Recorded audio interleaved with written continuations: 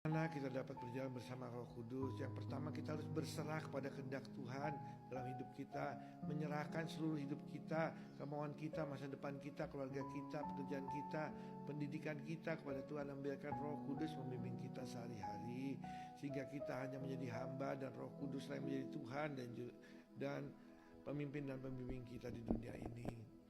Banyak orang tidak mengenal Roh Kudus karena mereka masih menyimpan dosa dalam kehidupan mereka. Banyak orang yang mengatakan saya tidak mencuri, tidak berzina, tidak menipu, tidak mabuk-mabukan, tidak berjudi. Saya banyak menolong orang, saya. Itulah yang biasa orang-orang katakan. Kita semua selalu menganggap diri kita baik, orang lain yang busuk. Kita selalu menganggap diri kita lebih hebat daripada orang lain. Tapi sebenarnya yang ada dalam hati kita masing-masing ialah kita masih menyimpan dendam kepada orang lain. Bahkan kepada suami atau istri kita masih menyimpan kepahitan, tetapi setiap hari berlaku manis di depannya. Dan kemudian masih banyak orang masih berzina di dalam pikirannya. Saudara-saudara Kristus kasihi, Tuhan ingin agar kita benar-benar 100% tunduk padanya dan mematuhi perintah-perintahnya. Tapi banyak orang tidak mau menyerahkan dosa-dosanya karena mereka sudah terikat dengan dosa-dosa tersebut. Bahkan mereka membenarkan dosa-dosa tersebut. Saudara-saudara, kita ketahui dan kita iakan bahwa dosa itu memang enak, dosa itu bagi daging luar biasa, tetapi hidup kudus itu tidak enak, tidak luar biasa.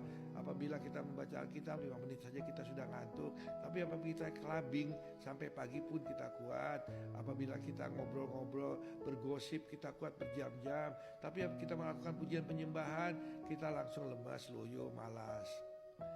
Saya beri beberapa contoh yang biasanya dilakukan oleh kita dan masih belum kita dapat melepaskannya. Yang ini khusus laki, tapi ada ini perempuan-perempuan pun sudah banyak melakukannya. Yang pertama, merokok. Berapa banyak di antara kita yang tidak mau melepaskan kebiasaan buruk ini, walaupun kita tahu bahwa merokok merusak kesehatan tubuh dan Alkitab seperti menonton film porno. Berapa banyak di antara kita yang tidak pernah mau melepaskan kebiasaan buruk ini dengan alasan hanya menonton saja dan tidak melakukannya. Dan banyak lagi dosa-dosa yang telah menjadi bagian dari hidup kita. Kekhawatiran, kecemasan, ketakutan. Bahkan orang-orang tersebut tidak lagi menganggap hal itu dosa, hanya kebiasaan buruk. Yesus berkata dalam Matius 5 ayat 28, "Tapi aku berkata kepadamu, setiap orang yang memandang perempuan serta menginginkannya sudah berzina dengan dia di dalam hatinya." Bahkan apakah saudara tahu bahwa seorang penakut pun akan dimasukkan ke dalam api neraka ini? Tidak percaya, ini ayatnya Wahyu 21 ayat 8. Tapi orang-orang penakut, orang-orang yang tidak percaya, orang-orang keji, orang-orang pembunuh, orang-orang sundal, tukang sihir, penyembah berhala dan semua pendusta, mereka akan mendapat bagian mereka di dalam lautan yang menyala-nyala oleh api dan melerang. Itulah kematian kedua. Bayangkan saudaraku, ayat di atas mengatakan bahwa seorang penakut disamakan dengan pembunuh, sundal dan orang-orang yang kita anggap jahat di dunia ini dan harus masuk ke dalam neraka. Berapa banyak di antara kita yang setiap hari hidup dalam ketakutan. Ketakutan itu roh, saudaraku. Kalau dia menguasai Anda, berarti hidup Anda dipenuhi oleh roh ketakutan, roh setan. Ketakutan akan masa depan, ketakutan ditinggal suami istri, bahkan anak yang sehat pun kita ketakutan menjadi sakit, ketakutan kehilangan jabatan, ketakutan terhadap setan, bahkan mau buang air di kamar kecil, di kamar mandi saja harus ditemani, dan banyak lagi kejadian ketakutan yang dialami oleh tiap-tiap orang. Anehnya, tidak pernah ada orang yang ketakutan ditinggal oleh Roh Kudus, ditinggal oleh Tuhan Yesus. Bahkan ada ajaran yang mengatakan sekali selamat tetap selamat, luar biasa. Oke, bagaimana caranya agar kita bisa berjalan dengan Roh Kudus? Kita dapat mengambil contoh kehidupan Maria, ibu Yesus, ketika didatangi malaikat Gabriel bahwa ia akan mengandung. Ia berkata dalam Lukas 1 ayat 38, kata Maria, sungguhnya aku ini adalah hamba Tuhan, jadilah padaku menurut perkataanmu. Lalu malaikat itu meninggalkan dia. Sikap ini yang harus kita lakukan dalam hidup kita. Kita hanya hamba, saudaraku. Kita bukan sejajar dengan Tuhan, kita hanya hamba. Kita diciptakan untuk Tuhan, bukan Tuhan diciptakan untuk kita.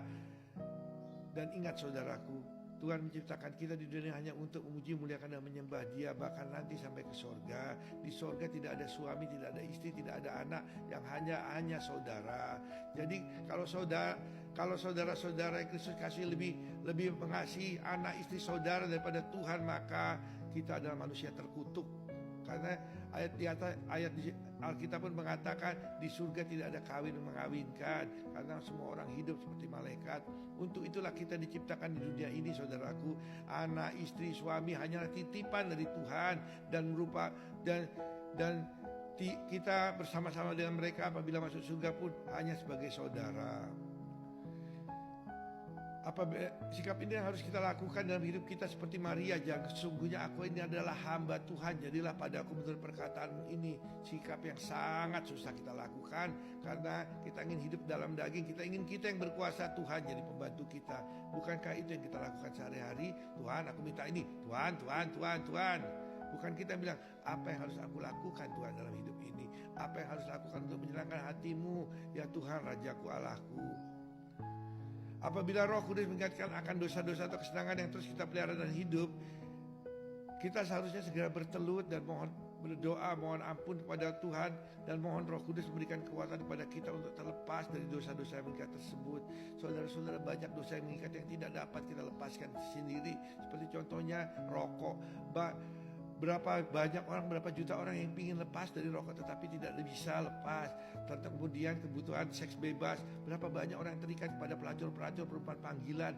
Dia tidak dapat melepaskan diri walaupun ia sudah mempunyai istri, mempunyai pasangannya. Demikian juga dengan pornografi. Berapa banyak di antara orang-orang yang tidak bisa melepaskan dari pornografi walaupun dia sudah punya istri, punya suami. Saudara-saudaraku, apabila kita tidak mau melepaskan dosa-dosa tersebut, berarti kita melawan Roh Kudus, dan akibatnya Roh Kudus akan menjauh dari kita, dan hidup kita akan semakin terjerat dalam dosa-dosa yang tidak berkeputusan.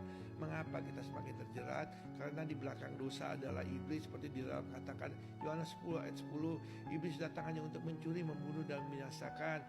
Aku datang supaya kita. I have decided to find